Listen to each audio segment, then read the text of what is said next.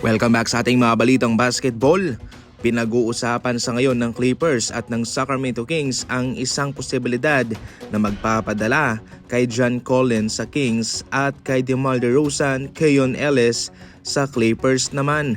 Ang impormasyong ito ay nanggaling mismo kay Michael Scotto ng Hoops Hype. Paunti-unti na nga hong gumigising itong Sacramento Kings sa kanilang kapalpakan sa kanilang pagkuha kay DeMar DeRozan at kay Zach LaVine sa Chicago Bulls. Ngayon, ito po yung kanilang ginagawa, kanilang binabawasan yung kanilang mga main scorer at kanilang sinusubukan dito na kumuha ng mga role players katulad nitong si John Collins na makakatulong sa kanila sa looban, sa mid-range at sa pag-score sa pinta. Masosolusyonan din po ni John Collins ang kanilang depensa.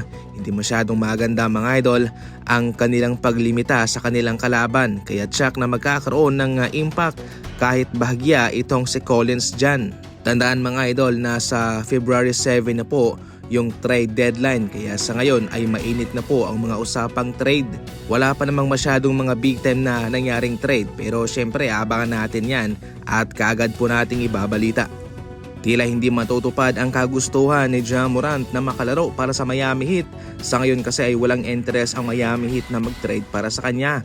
Mas nakatuon itong Miami Heat sa mga big time na player katulad ni Nikola Jokic, Giannis at Donovan Mitchell. Magaling si Ja Morant mga idol, pero hindi mo naman mapipilit itong Miami Heat kung ayaw nilang kunin siya. Syempre malaking red flag rin po para sa Miami Heat ang kanyang attitude na ipinapakita sa Memphis Grizzlies. Nakakaapekto po yan sa isang kupunan ng magti-trade para sa isang malalaro. Syempre yung basketball ay isang team player.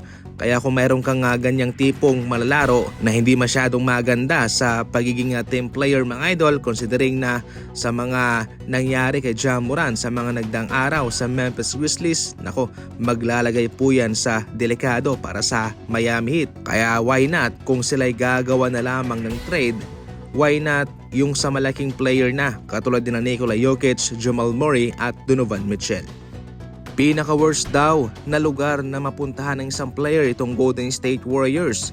Yan mismo yung pabirong sinabi ni Jimmy Butler mga idol sa kanyang kupunan. Tama naman itong si Butler sa kanyang sinabi, pero dapat rin po niyang malaman na dapat niyang lakihan yung kanyang mga numerong ibinibigay. Sa mga nakarang laban ay hindi po consistent itong si Butler sa kanyang mga stats.